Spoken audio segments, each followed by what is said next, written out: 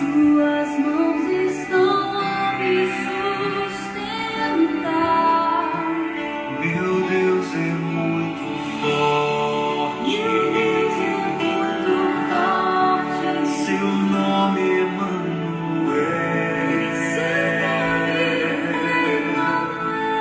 E quando tudo parece mal, a vitória eu sei que Ele me dará. Que falar, Senhor, toque profundamente os corações que estão prontos a nos Eu ouvir. vivo meu clamor. Em nome de Jesus. Meu Deus está comigo, não temo o perigo. Ele é meu Salvador. Não se compara nada, nem se compara ao mundo. Jesus é o meu tesouro, com Ele vou vencer. Meu Deus vence batalha, meu Deus quebra a muralha. E quando eu estou a fraquejar, suas mãos estão a me sustentar. Meu Deus é muito forte. Meu Deus é muito forte. Seu nome é Emanuel. Seu nome é Emanuel. E quando tudo parece mal, a vitória eu sei que Ele me dará. Boa noite, pessoal. Esse Deus do qual esse louvor falou, eu tenho certeza absoluta que é o teu Deus. Ele é forte. Não vos preocupeis com o dia de amanhã. Deus cuida de nós nos menores detalhes. Estamos iniciando hoje mais um culto cujo tema básico é Ele nos amou primeiro. A semana passada nós falamos de como era o bom relacionamento, como era ter um relacionamento maduro. Mas hoje nós vamos fazer algo diferente, hoje vamos ter um tema. Eu trouxe simbolicamente uma maletinha bem pequenininha para simbolizar que vai ser a nossa bagagem. O que é que eu vou colocar dentro da minha bagagem? E o que é que eu posso tirar se sentir que pesa? Vamos trabalhar nesses 30 minutos isso daqui. A primeira coisa que eu queria falar é, quando nós vamos ao livro de Gênesis 1, observamos Deus criando todas as coisas. Em algumas ele ordena que se faça, outra ele cria. E aí eu parei para analisar, será que nós, hoje, fomos criados diretamente por Deus? Quando a gente olha lá no livro de Gênesis, parece que não foi assim. Deus criou diretamente Adão e Eva. E aí surge a perfeição da história. Por que isso? Veja que Deus pegou a matéria inanimada, que era o pó da terra, o barro, manipulou com sua própria mão e fez Adão. Depois observou que não era bom que ele estivesse sozinho. E aí, da costela de Adão, ele tira, aliás, de Adão ele tira uma costela, ele o faz dormir, tira a costela, depois preenche o espaço para que não ficasse nenhum defeito, e da costela ele fez Eva. Então Deus diretamente criou os dois. Mas quando eu vou para o livro de Gênesis 1:28, Deus diz o seguinte: chega para os dois e diz: sede fecundo, multiplicai-vos e enchei a terra. A ordem começou a partir daí. Sedes fecundo, multiplicai-vos e enchei a terra. Queridos, se você começar agora a analisar isso com um detalhe bem minucioso, vai observar que uma estrutura que foi descoberto pelo homem entre o final da década de 50 e 60, conhecido hoje como DNA, estava ali em Adão. O DNA de Adão é o DNA meu. Porque o que é o DNA? É uma substância que se replica. Nós estamos falando muito da palavra replicação agora durante essa pandemia. Por quê? Porque se diz que o vírus sofre replicação. Ora, a replicação significa fazer cópias idênticas, cópias iguais. Então você começa a entender que a partir dali o DNA de Adão deveria fazer pessoas iguais. Mas observamos que há duas coisas para ser analisadas. A primeira, Adão e Eva, pessoas diferentes. Aí vem agora um terceiro elemento, filho deles. Vem um quarto. Esse elemento é fruto da carga do DNA. Só que este DNA, que é formado por apenas 4 letrinhas, não vamos entrar na área da biologia, porque não há tempo para isso, mas essas 4 letrinhas significam adenina, guanina, timina e citosina. Gente, essas 4 letrinhas é o DNA de todo mundo, ou melhor dizendo, de todos os seres vivos, incluindo vegetais, insetos, todos possuem o mesmo tipo de DNA com as letrinhas. E o que é que nos faz então ser diferente um do outro? Aí é onde entra o verdadeiro agir do Senhor. Essas letrinhas vão se arrumando em posições distintas. E aí vai formando elementos diferentes com as mesmas letrinhas.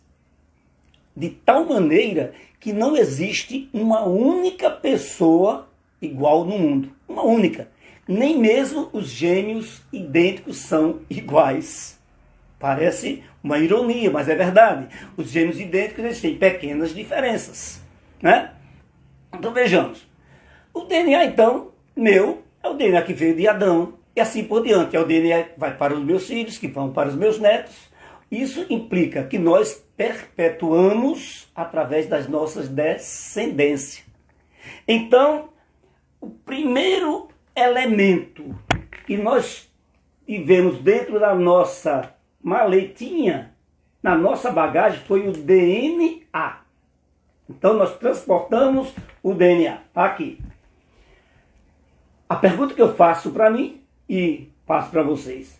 Esse DNA que nós transportamos desde a época de Adão, ele pode ser retirado? Não, ele não pode. Ele não pode ser retirado, tá certo?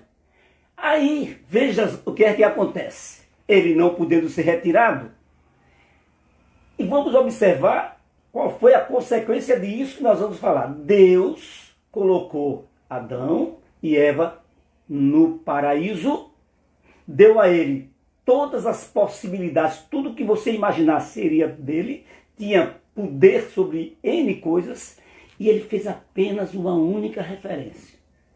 Vocês podem tudo. Só há uma coisa que eu gostaria que não tocassem. Está ali, no jardim, vocês estão vendo a árvore do conhecimento, do bem e do mal. Não toquem. Porque se você tocar, você morre. Queridos, aí surge a partir daí um segundo elemento que nós vamos colocar dentro da nossa caixinha. A curiosidade. Houve a curiosidade, sim.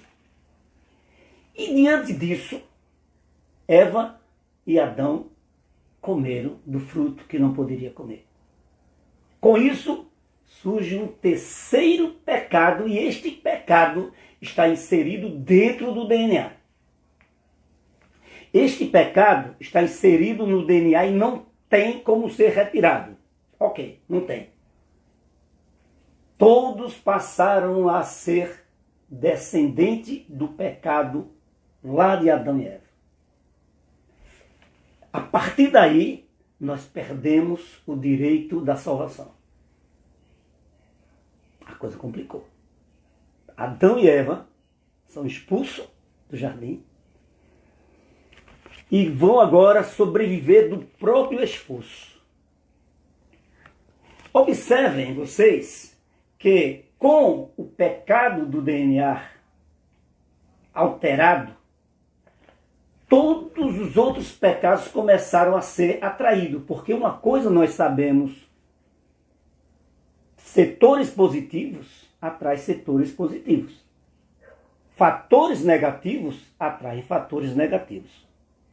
Vejam que há um ditado bíblico que diz o seguinte: fujam da aparência do mal. Está no livro de Tessalonicenses. Fujam da aparência.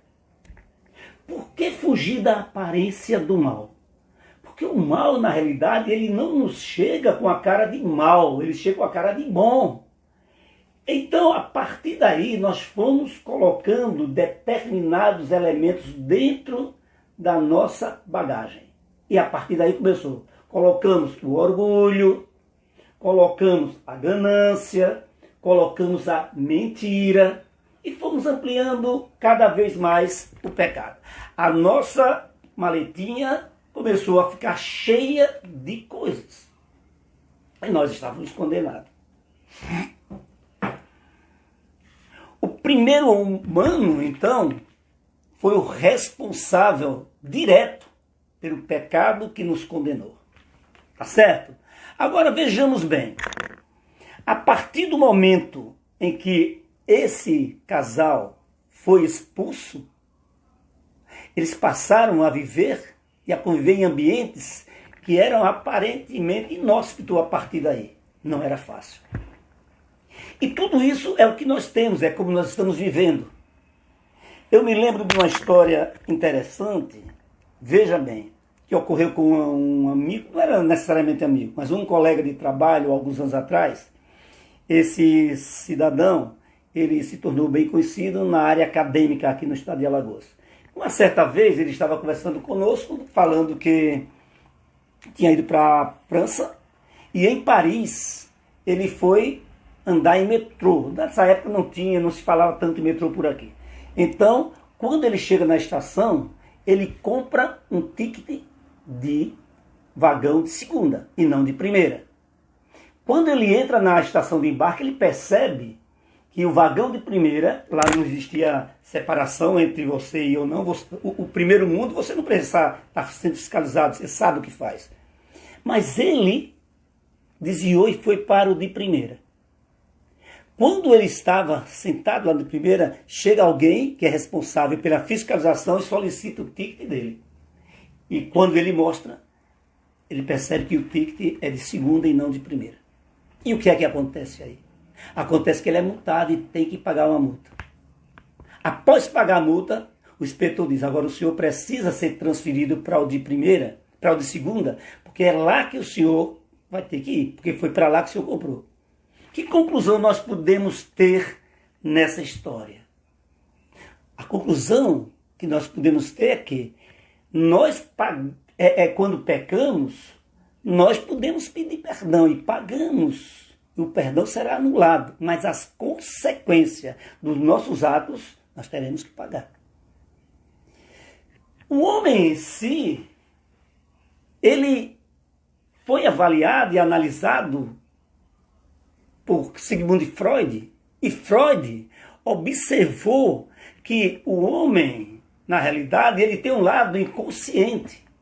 Ele fez uma comparação e chamou essa comparação de metáfora do iceberg. Como ele fez essa comparação? Ele imaginou um iceberg e disse: a parte do iceberg que é mais larga, que é maior e fica dentro da água, é a parte do inconsciente. A parte do iceberg que fica fora da água é menor, mas é a parte do consciente. Ou seja, nós temos o lado inconsciente e nós temos o nosso lado consciente. O lado do inconsciente, ele é muito mais amplo. E Freud continuou avaliando e chegou a criar 3 agentes interativos. E chamou esses agentes de id, ego e superego. O id seria o lado inconsciente. É aquilo que você já nasce com ele e age em busca de prazer, você quer tudo, você pode tudo. E vem o ego. O ego é aquele elemento que tem um certo controle. Ele quer que o id aconteça, mas percebe que em alguns momentos não pode acontecer. Vamos dar um exemplo. Imagine que você trabalha num escritório virado para o mar e num dia X está muito bonito, fantástico, e você resolve deixar de trabalhar para ir para a praia. Ora, você quer atingir, você quer se avaliar pelo seu id, mas o ego fica determinando o seguinte: você não deveria ir por esse motivo, por esse. Ou seja, o ego funciona como se fosse um mediador na nossa mente. E surge um terceiro elemento interativo, que é o superego. O que é o superego? O superego, ele funciona como se fosse o freio. Você não vai, você não pode. Então, nós temos essas 3 interatividades e, segundo Freud, descobriu isso. Agora, observem, nós que vivemos num caminho, vamos gradativamente colocando elementos dentro da nossa bagagem. Muitas vezes os elementos que nós colocamos, eles não têm validade nenhuma, eles não têm sentido nenhum, então eles passam a ser peso. Jesus já se preocupava com isso. Veja, quando eu disse a vocês que o pecado que foi inserido no nosso DNA não tinha mais jeito e por causa disso nós perdemos o direito da salvação, veio o Senhor Jesus e consertou. Como ele consertou essa falha enorme? Indo à cruz por cada um de nós. Meus amados, quando Jesus Cristo foi à cruz, ele foi por causa daquele erro que não tinha sentido mais, não tinha jeito mais. E nós ficamos livres mais uma vez. Eu passo a me perguntar, quando Deus nos criou, ele nos deu uma liberdade que nós chamamos popularmente de livre-arbítrio. Mas esse livre-arbítrio que nós temos jamais foi absoluto. Ele é um livre-arbítrio relativo. Ele não poderia ser absoluto. Ele deveria ser e é relativo. Veja que em 1 Pedro 2,16 diz o seguinte: considerando que sois livres, preste bem atenção, vou ler mais devagar para você entender. Considerando que sois livres, não useis a liberdade como pretexto para fazer o que é mal, mas vivei sempre como servo de Deus. Meus queridos, como Deus nos trata de uma maneira que só um verdadeiro pai trata do seu filho. Vendo que nós somos frágeis, nós somos pecadores, ele nos deu um Espírito Santo para viver dentro de nós, tratando, cuidando, para que nós não erremos.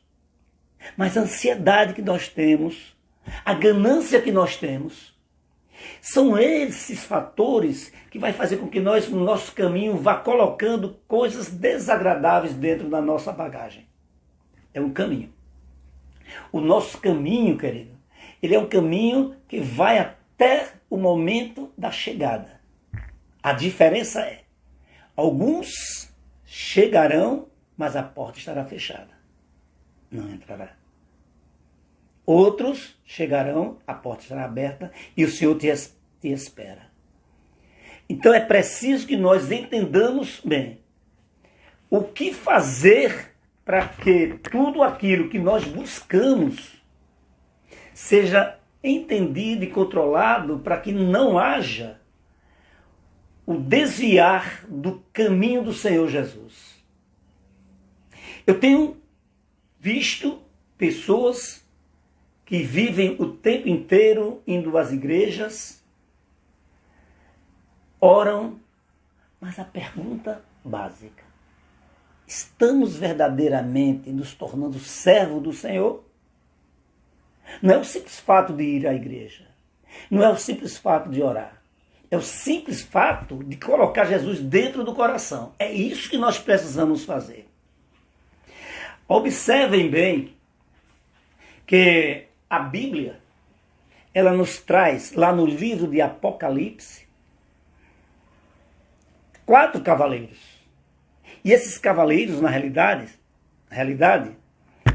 está expresso literalmente na Bíblia. O primeiro cavaleiro é aquele que vem no cavalo branco e traz a paz. É o cavaleiro que se preocupa conosco. Quando você começa a ler o livro de Apocalipse e vai entendendo, lá no capítulo 19, você percebe claramente que este cavaleiro é Jesus Cristo. Mas tem o segundo cavaleiro. Quem é o segundo cavaleiro? É o cavaleiro que vem num cavalo vermelho, cor de fogo, e ele vem para nos tirar a paz. É o cavaleiro que traz na mão a espada. É o cavaleiro da guerra. Será que nós estamos vivendo isso? Será que nós estamos observando nos tempos atuais que está havendo guerras e mais guerras, que os países estão se atritando? Mas tem um terceiro cavaleiro. O terceiro cavaleiro, ele vem num cavalo preto e na sua mão uma balança, e essa balança, ela pesa. E vem a história da alimentação. É o cavaleiro da fome.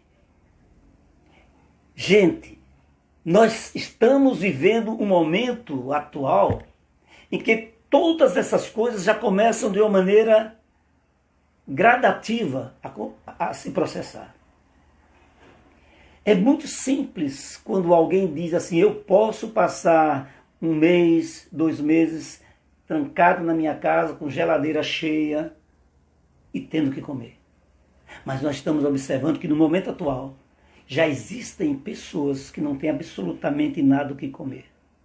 O livro de Lamentações, lá no capítulo 4, 9 a 10, faz uma menção incrível. Diz assim: mais felizes foram as vítimas da espada, referindo-se ao cavaleiro do cavalo vermelho, do que a vítima da fome, porque estas se desfinham e são atingidas mentalmente. As mãos das mulheres que antes eram compassivas, hoje cozinham seus filhos para comer. Eles servirão de alimentos até que tudo seja destruído. Ora, queridos, nós precisamos, como guerreiros do Senhor, entender que estamos caminhando sim para os finais de